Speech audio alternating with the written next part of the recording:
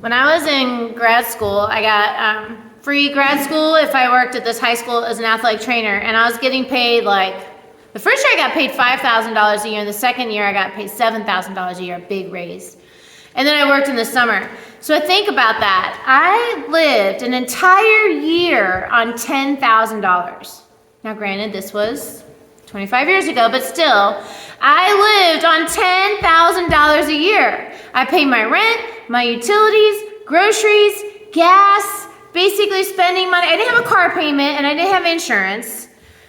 But still, my basics, I paid $10,000 a year, and I thought at the time, as I was getting ready to graduate, I knew I was going to be making like 30-ish to start my first job. And I thought to myself, I'm going to be making 3 times this. I'm going to be so rich. I'm going to be so rich. And I bought a new car because I was like, I'm going to be so rich. I'm going to have 3 times my income. I'm going to be rolling in it. Oh no, it was quite the opposite.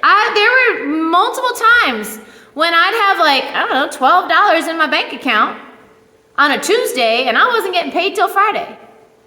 And I thought, well, I've got enough food in my house to physically not starve to death, and I have enough gas in the car. I'll use that $12 to put gas in my car.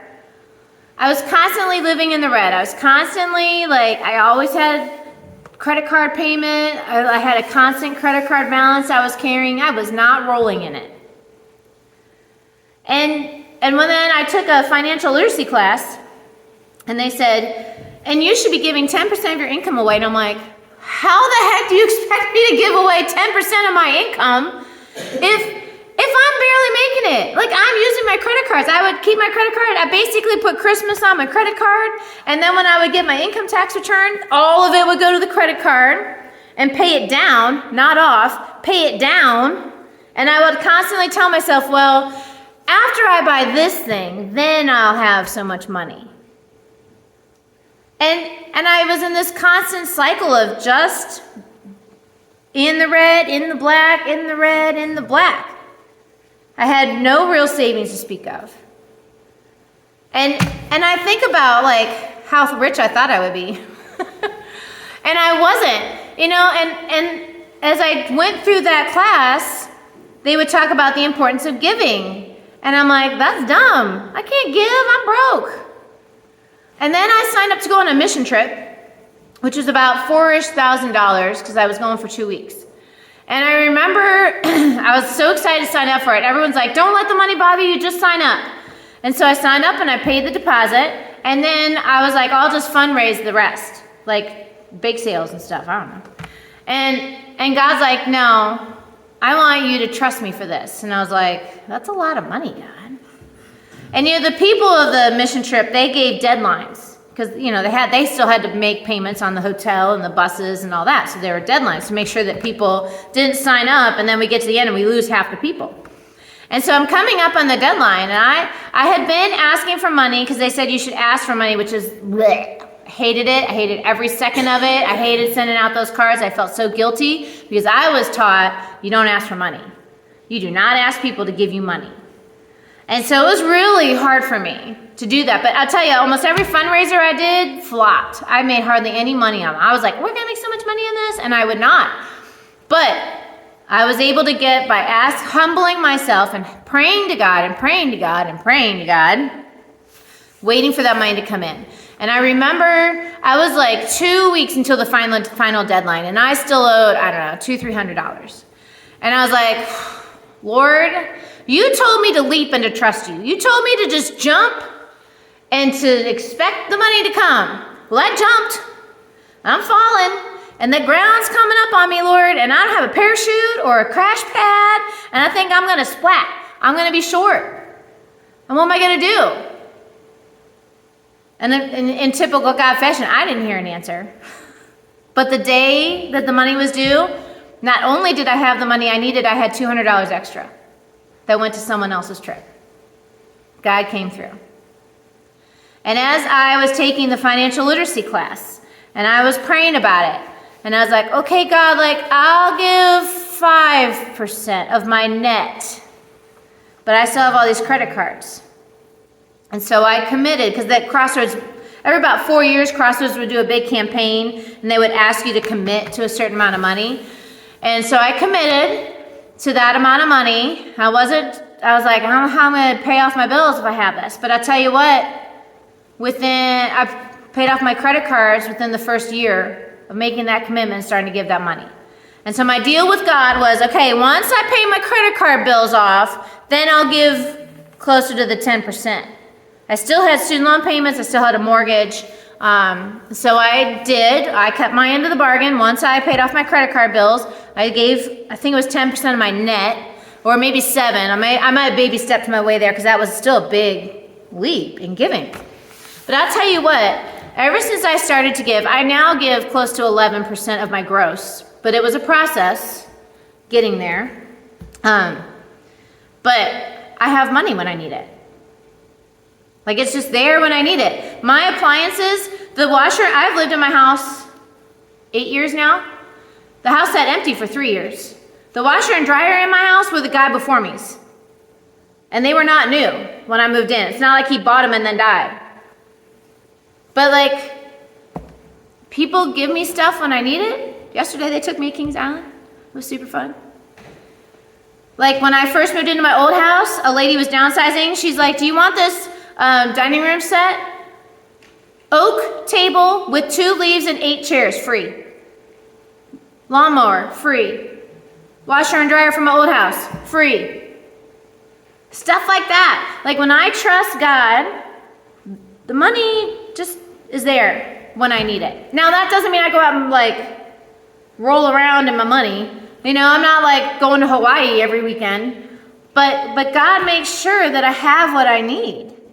But there were plenty of times in that process, there were plenty of times before I started giving where I was like laying awake at night, like, God, what am I going to do? Like, when I first bought my house, my old house, I just bought a house in whatever, April or something. Now, December. And then in April, they said, oh, the district has fewer kids, we're downsizing. Since you were the last one hired, you're the first one fired. Not fired, but you know, like I was pink slipped. I was let go because they didn't have enough money to have as many teachers. And I was like, I just bought a house. Why did this happen before I bought a house? Like, had I not just bought a house, I could have moved in with my parents. I had a hardest time finding a job. And I was like, I'm going to have to foreclose on my house. And I was so stressed out about it. I was so stressed out about the money. And then I remember I was driving to Louisville to visit my parents, and I get a phone call. It's my friend Corey, and if anyone know Corey Highfield, you know Corey.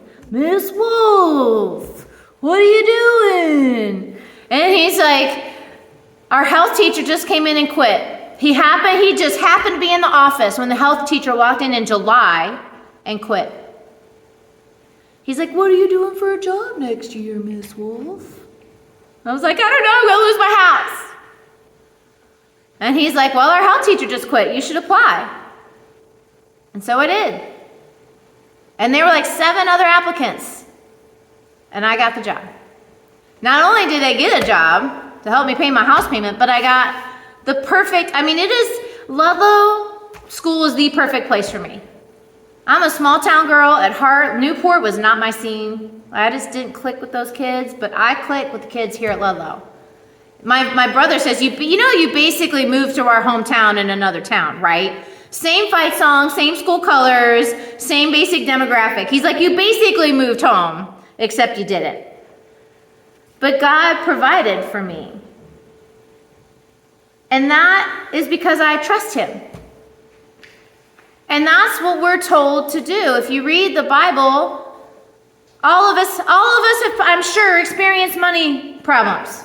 I'm sure all of us have had those moments in our lives where we're like, oh my gosh, I might lose my job. And if I lose my job, what am I going to do?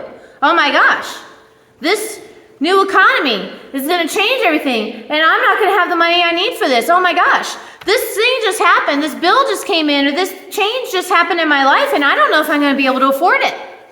And we lay awake at night like we can't sleep because all we can think about is how will I pay my mortgage?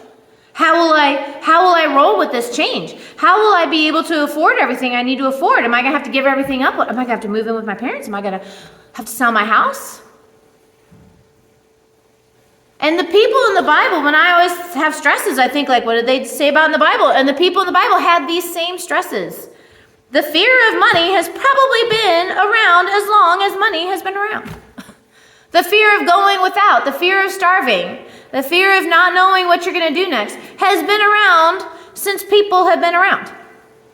And so this guy, Paul was a disciple of Jesus after Jesus' death, and he wrote letters. He would plant a church, and then he'd move on and plant a church, and he was like the Pied Piper of churches. He would like go around and start churches, and then he'd write letters to them, giving them advice, because he'd hear about how things were going.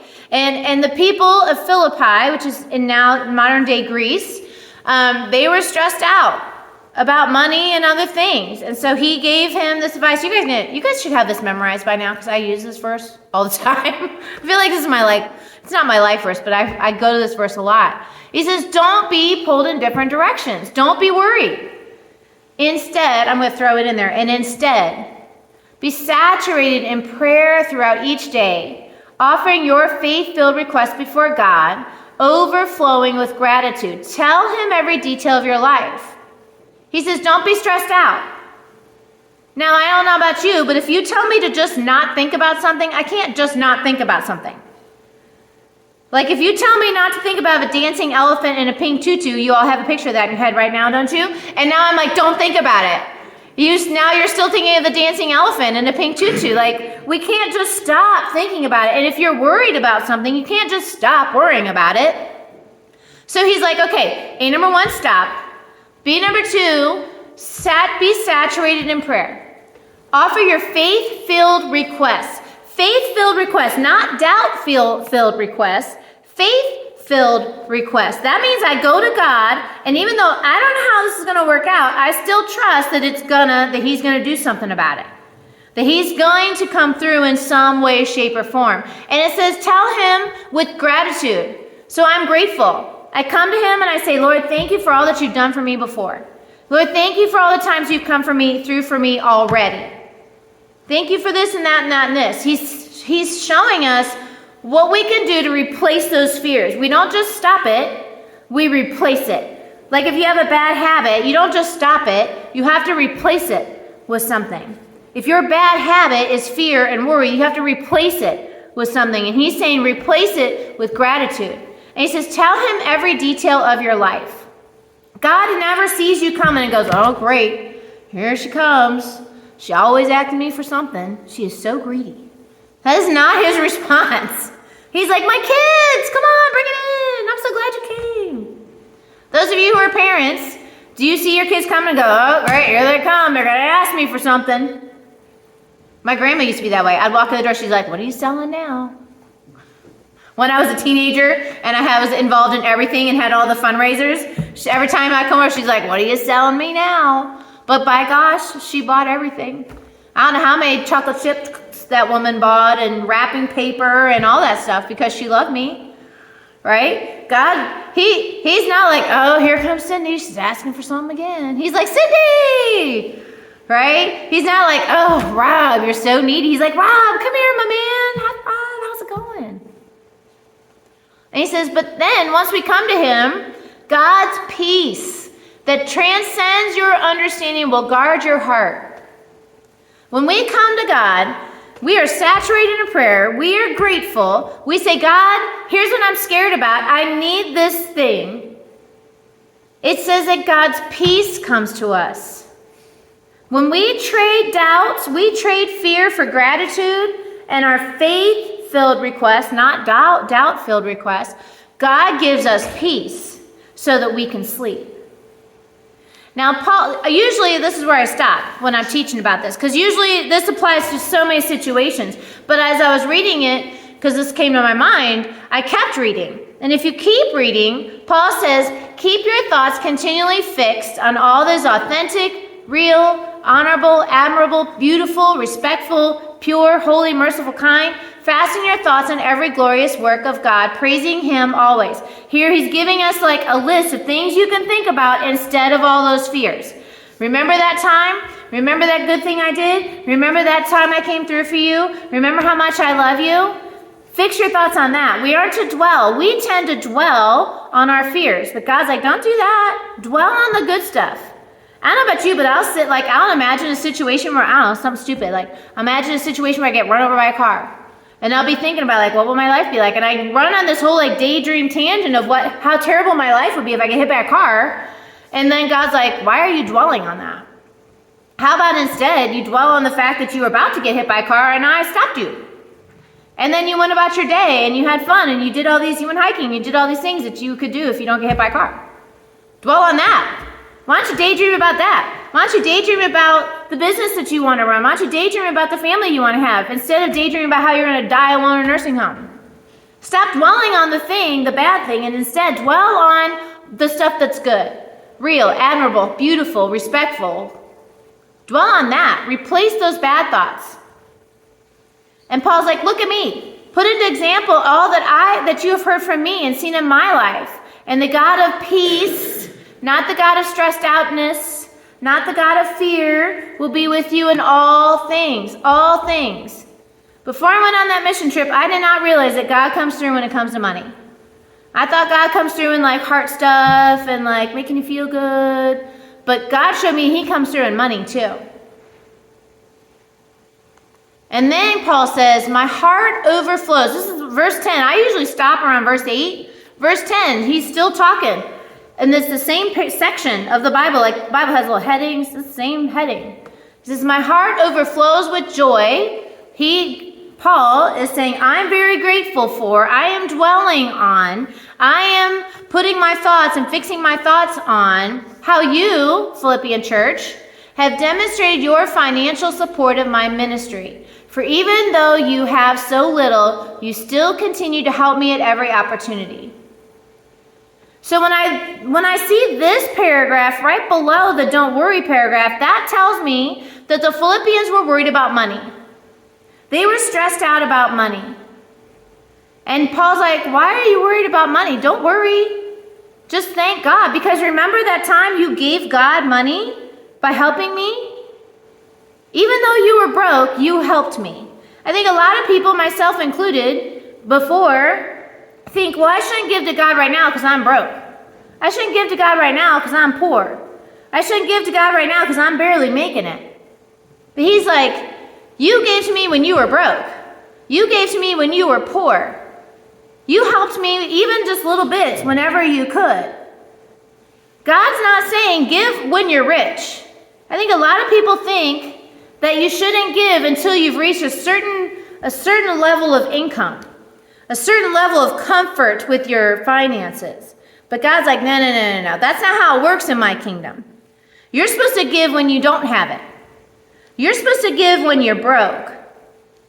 And Jesus even shows a story. When he was with his disciples, this poor widow came and put in 2 very small copper coins worth less than a penny. Jesus called his followers. He's like, guys, come here. I want to show you something. This poor widow right here, she just put in 2 small coins. But the truth is, she gave more than all those rich people over there. He's pointing out a spiritual truth. It is more important to give when you're broke than like just out of your excess. He says those rich people, they just give what they don't need. This woman gave knowing she's not going to eat today. She gave all that she had, which means she's going to go home hungry. It was the money she needed to live on. Jesus is like, this is what it's supposed to look like. You're supposed to give when you don't know where your next meal is coming. You're supposed to give when you don't know how it's going to work out. You're supposed to give out of your poverty, not out of your abundance, because faith-filled giving comes from giving out of our poverty. Faith-filled giving means giving if I don't know how I'm going to make my bills. Faith-filled giving means I give even though maybe I have to give up something. I might have to give up my extra coffee. I might have to turn off my Amazon. I might have to take Amazon off my phone. So I'm not sitting there buying stuff. I'm watching TV. Faith-filled giving is giving when it doesn't make sense. And that's what Paul calls us to do. Paul goes on, he says, I have learned to be satisfied in all circumstances. He's like, look, I've been there. I know what it means to lack. I know what it means to have overwhelming abundance. Paul was a Roman citizen, which means, and he was a Pharisee, which means he went to the good schools. Basically, Paul went to the Ivy League school, which tells me that Paul had some money, grew up with some money. So here's this guy who was wealthy, who had it all, and he's like, I know what it means to have nothing. Once Paul started his missionary work, he was sometimes broke and starving. Sometimes he went there like, Paul, come on in, let's have a great meal. And it was a giant meal, a giant celebration. And then there were days he ate nothing. There were days they're like, we're so glad to see you. And there are days they beat him and left him for dead. So he understands. Paul understands what it means to have an empty belly. Paul understands what it means to have nothing and to have a lot. And he's saying, but still, he says, I'm trained in overcoming the secret of overcoming all things. There's a secret to overcoming those fears. There's a secret to overcoming the fear of not having what you need. And what's the secret? Finding strength in Christ's explosive power to infuse you to conquer every difficulty. The secret to giving when you don't, if you've got $20 in your bank account and you give away $20, there's a secret to finding peace in that. A friend of mine, he was a missionary when he was a kid, and his parents had $20. And they're like, well, we need to go to church, but if we go to church, it's in another city, and we got to put $20 of gas in the truck. Or we can go to the store and buy toilet paper and groceries with our $20. What should we do? They decided to go to church. When they came home, they had a care package. And you know what they used as padding in the care package? Toilet paper. Because they were faithful enough to go to church, knowing they might come home and not be able to wipe, knowing they might come home and not have dinner, because of their faithfulness to go to church and use their money to go see God, God was faithful to provide what they needed. That's the secret. The secret is to give when it doesn't make sense. The secret is to give out of your poverty. The secret is to give fully more than you think you can afford. I think it's the last book in the Bible before Jesus. In the Old Testament, the Hebrew Bible, this guy named Malachi says, bring the whole tithe into the storehouse, that there might be food in my house. Test me in this. The only place in the Bible where it says test me. The only time God ever says, you can test me on this, go ahead. He says the test is, if you tithe, I will make sure to see that I don't open the floodgates of heaven and pour out so much blessing that you don't even have enough room to store it. God says, if you give to me, in this time he said tithe, you give me your tithe, that's 10%. Watch that I don't make sure not only that you have everything you need, but more than that. Explosive power, so much blessing that you don't even know what to do with it. But so many of us, when I took my financial literacy class, this is how we give to God. We take our money. This is my money. I should have grabbed some money. We take our money and we go like this. You can't have it, Lord, it's mine. My precious. Oh, Greg's not here. He would know my precious. It's a Lord of the Rings reference. We hold it like this because we're terrified that someone's going to take it, or something is going to take it. And God says, can I have your money? And you're like, it's mine. And he's like, okay, cool, but can I give you money that way?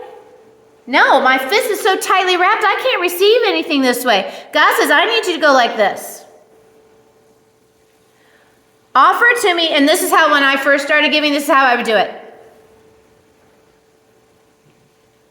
Can you leave me just a little, Lord? I gave like this, like scared. Scared, I was so scared God was going to take all of it and be like, see you, bye. That was my fear. But how can I receive money if my fist is like this? I can't. The only way for me to receive God's good blessing is to go like this and offer it to him.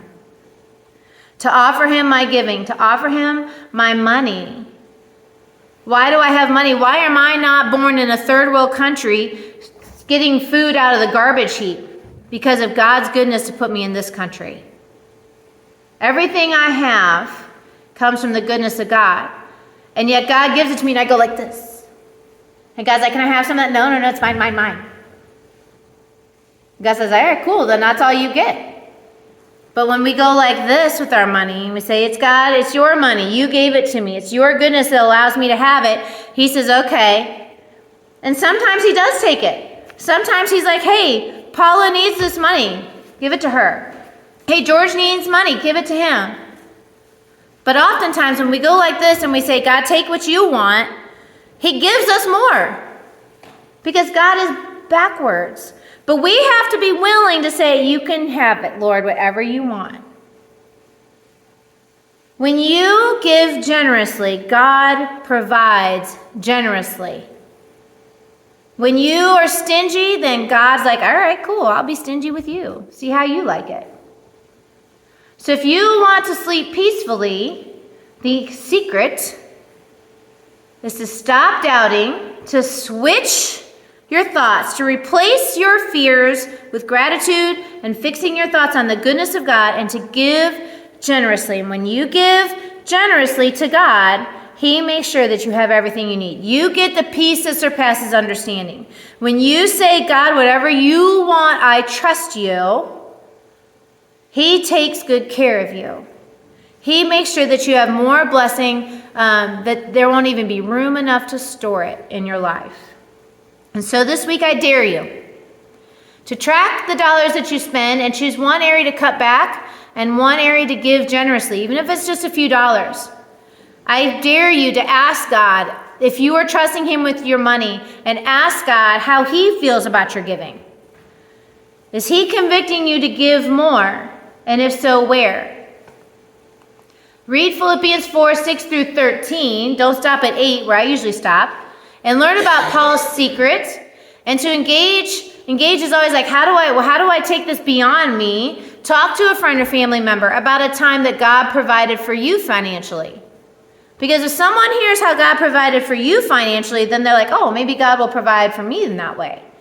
Encourage them to share their story with you. Encourage them to say like, hey, what God did for me, he can do for you too. So this week, stop doubting. Replace it with gratitude, ask God, and give generously. And all of God's children said, amen.